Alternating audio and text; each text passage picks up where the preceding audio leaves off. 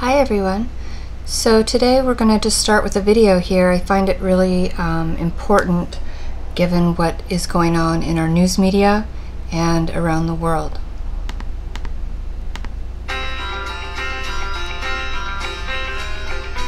Have you seen this image before? Million times. I've seen the Aleppo war before. Yes. Yes, I have. I have seen it. Syrian, young Syrian boy, I believe, from Aleppo. These images here of this girl in the hospital? I haven't. But not this one. No. No. Oh, no. And do you have any idea where that might be taking place? I haven't. This is actually Mosul in Iraq. Okay. No, I haven't.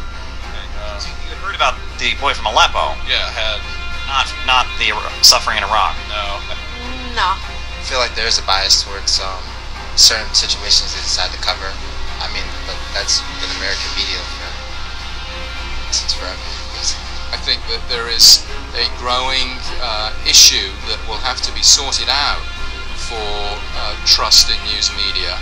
Not in every media, from wherever it's coming from. It depends on the way we choose to look at it. I think it's weird. It's really weird. I mean, it makes sense about the Iraq because it's like they want to kind of divert attention to the fact that we're still there and things are still going on, and like a lot of that is probably our fault for like disturbing the hornet's nest too. But yeah, I hadn't heard anything about the stuff in Mosul. Okay. Now first I'd like to introduce you to a CNN correspondent. Her name is Christiane Amanpour, or Christine, or Christiane, really depends on how you pronounce it. But she is the chief international correspondent for CNN. Now, why is this important? Well, in light of the admission that CNN and mainstream media has been using their media platform for propaganda and fake news, I find it really, really important to bring up the hypocrisy that's going on internationally and how they use certain mediums to propagate a story and the lengths that they will go and how damaging that can be for our domestic relations as well as our international relations. I'm going to play this piece and then we will just keep discussing various elements of it as we go, but I think these clips are going to be the most important to bring you up to date.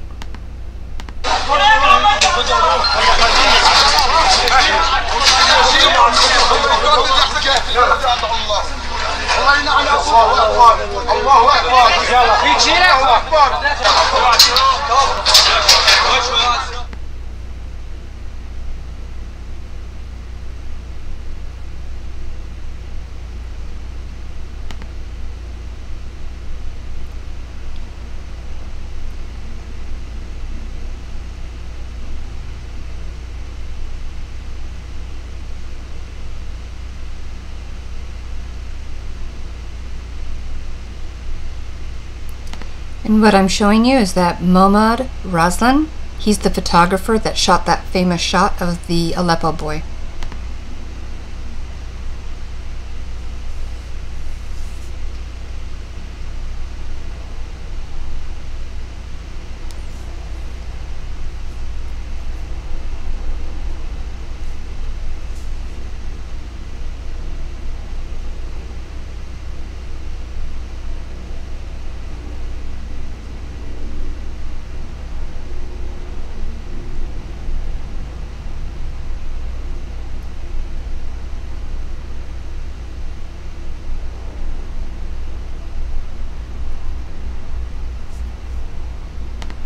Now there's barbaric images. These people that he is standing there smiling with and taking selfies with, that photographer is always bringing pictures of injured children in Aleppo, yet he is with the terrorists of Syria. So I think that's a very, very important piece for you to look at and understand that not everything is as it seems. As they state here, and this is one of the better videos to kind of keep you up to date with what's going on. I'm going to play it for you and we'll continue to talk.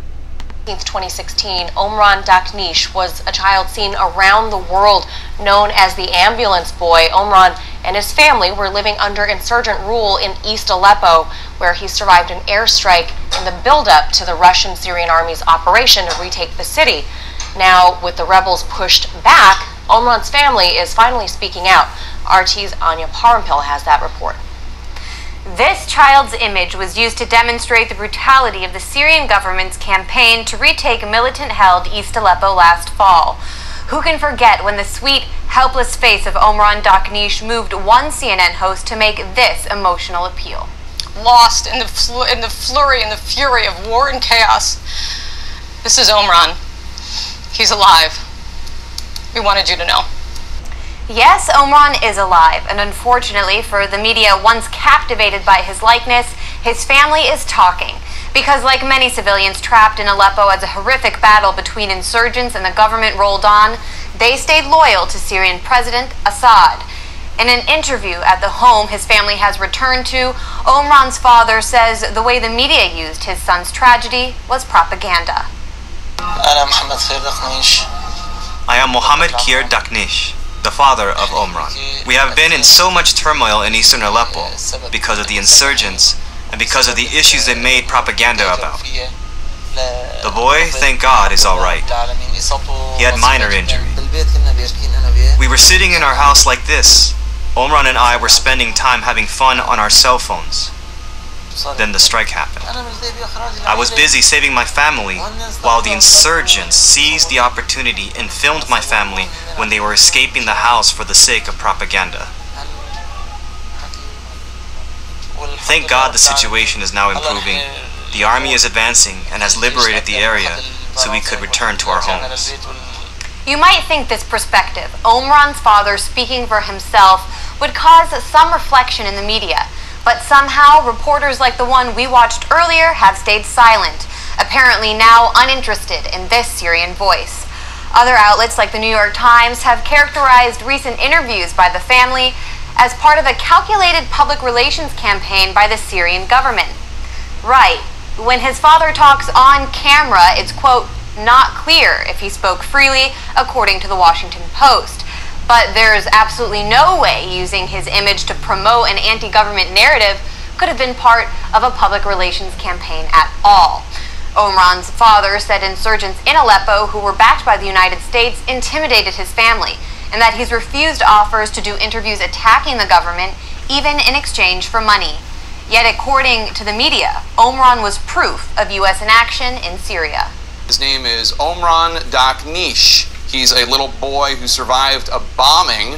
What's worse, not knowing about Aleppo or knowing all along and not acting on it? As media watchdog group Fairness and Accuracy in Reporting makes clear, the narrative Ohmran's photo was used to further in that clip is dangerously false.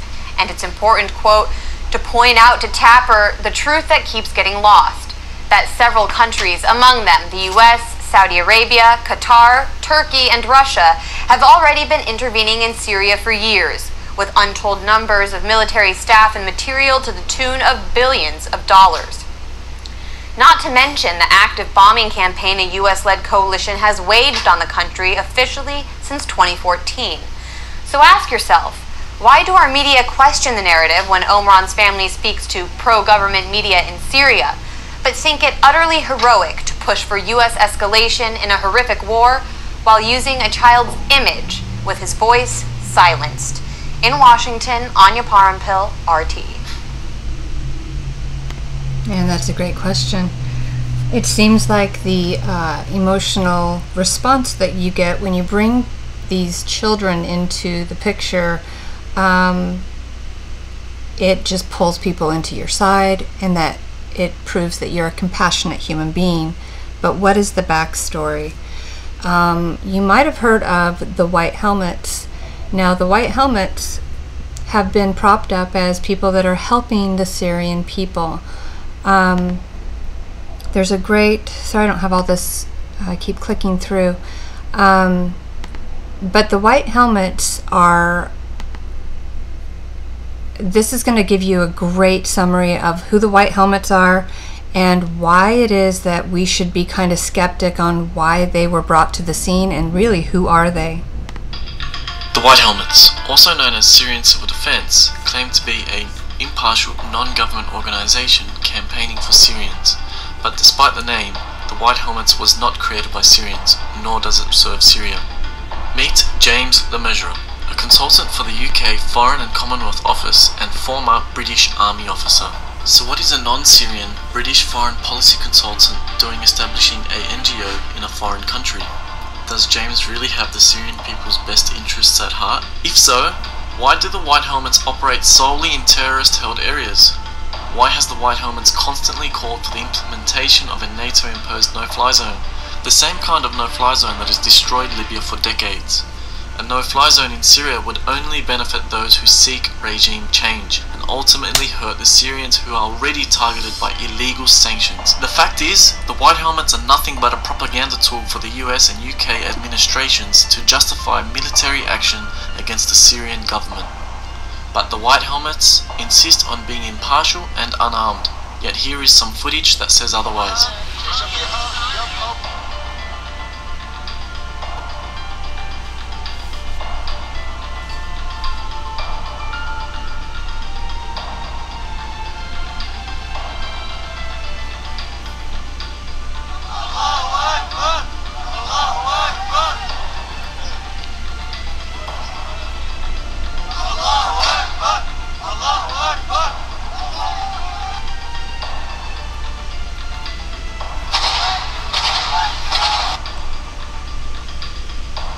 Here's where it gets interesting.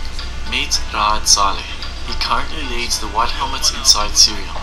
He was set to accept an award from Interaction, an alliance of international aid agencies, but was refused entry into the US due to his visa being cancelled for unknown reasons. 27th of April 2016, US Deputy Spokesperson Mark Toner was confronted by journalist Matt Lee about the White House's inconsistency regarding the White Helmets. You commend this group, you're going to continue to support them, and yet you revoked the visa of their leader? That makes zero sense to me. Well, what's exactly... And then when asked who funded and supported the White Helmets, Mark replies, Well, I can tell you that we provide through USAID about $23 million in assistance to them. $23 million. Wait a second. Are the White Helmets not, and I quote, fiercely independent and accepts no money from governments?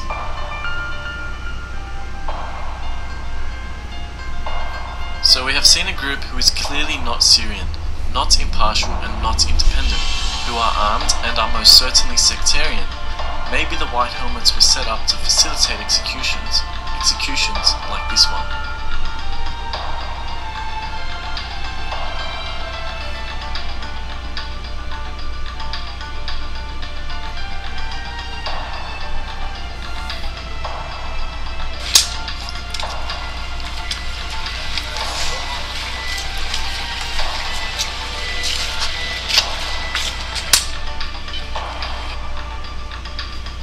Brave, impartial White Helmets arrive at the scene within seconds of the execution, as if they were on standby, ready to collect the body.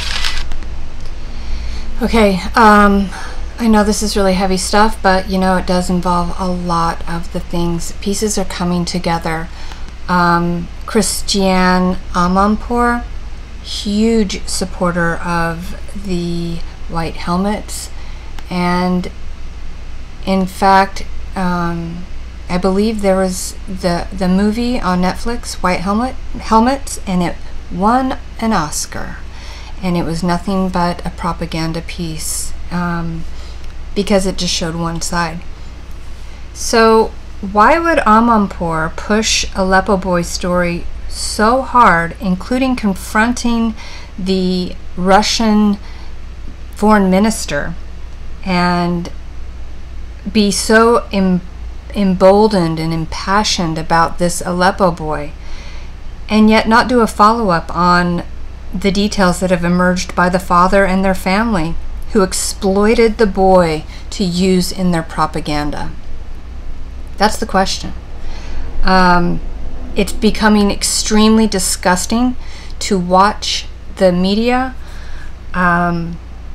use children in their PR hit pieces and incite emotional-based trauma on the viewer, yet they won't revisit the story to set the record straight. Now, I know that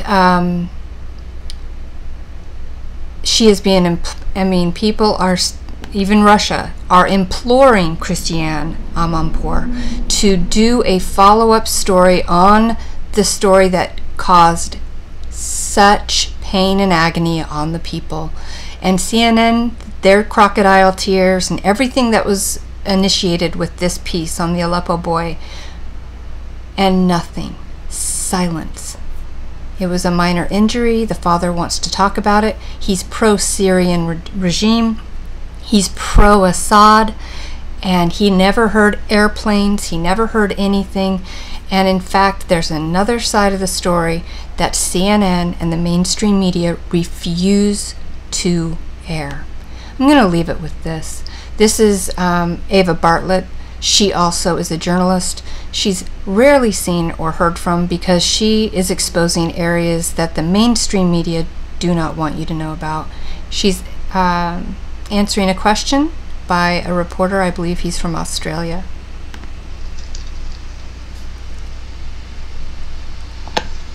Thank you very much. I'm Christopher Ronneberg with the Norwegian newspaper Aftenposten. A question or two questions for Ms. Bartlett here. As a journalist, I'm sure you can appreciate getting other impressions than empirical impressions from the ground. When you talk about the Syrian people and what the Syrian people want, how can you quantify that? Do you have any independent surveys where you can actually document that? And secondly, you talk about the corporate media, the Western media, the lies, and all of this. Could you explain what you think might be the agenda from us in the Western media, and why we should lie, why the international organizations on the ground should lie, why we shouldn't believe all these absolutely documentable facts that we see from the ground, these hospitals being bombed, these civilians who are talking about the atrocities that they have been experiencing. How can you justify calling all of us liars? Thank you. I mean, there are certainly honest journalists amongst the very compromised establishment media. Let's start with your second question. So, international organizations on the ground. Tell me which ones are on the ground in eastern Aleppo. Yeah, okay, I'll tell you, there are none. There are none. These organizations are relying on the Syrian Observatory for Human Rights, which is based in Coventry, UK, which is one man. They're relying on compromised groups like the White Helmets, which, let's talk about the White Helmets.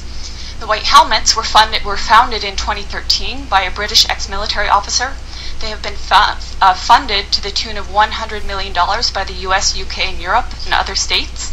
They purport to be rescuing civilians in eastern Aleppo and Idlib, yet no one in eastern Aleppo has heard of them. And I say no one, bearing in mind that now 95% of these areas of eastern Aleppo are liberated. The White Helmets purport to be neutral, yet they can be found carrying guns and standing on the dead bodies of Syrian soldiers. And their video footage actually contains children that have been recycled in different reports. So you can find a girl named Aya who turns up in a report in month, say, August, and she turns up in the next month in 2 different locations. So they are not credible. The SOHR is not credible. Unnamed activists are not credible. Once or twice maybe, but every time, not credible. So your sources on the ground, you don't have them. As for your agenda, not your, but the agenda of some corporate media, it is the agenda of regime change. How can the New York Times, I was reading it this morning, or how can Democracy Now!, which I was reading the other day, maintain until this day that this is a civil war in Syria? How can they maintain until this day that that the protests were unarmed and nonviolent until, say, 2012? That is absolutely not true. How can they maintain that the Syrian government is attacking civilians in Aleppo when every person that's coming out of these areas occupied by terrorists is saying the opposite? So that's with regards to your question on lying Western media. How do I quantify the support of the Syrian people? The elections. In 2014, the Syrian people held elections. The voter turnout was 88%, including people in Lebanon where I was during the elections in Lebanon, which were actually ran for 2 days, extended hours, people walking for kilometers to reach the embassy, including people who flew from their own countries like mine, which has criminally shut the Syrian embassy so that Syrian people have no rights, and including people within Syria who braved a torrent of terrorist mortars and missiles on election day. And yet, voter turnout rate was something like 88%, I believe. Okay. And my apologies, that was a Norwegian reporter. So I'm going to leave it at this. As citizens, we need to stay awake, ask questions, and not be subjected to narratives constructed for specific followers. I ask you to please share this video. We need to implore that Amanpour we implore her to do a follow-up story on the Aleppo boy. Tweet her, reshare this, as well as all media networks. If they are going to give us a story such as that, it needs to be followed through with the other side. It's time to set the record straight instead of lingering propaganda pieces. Okay, as always, I like to share with you things that I find interesting. If you like my content, please subscribe, and I will see you next time. Have a great day, everyone.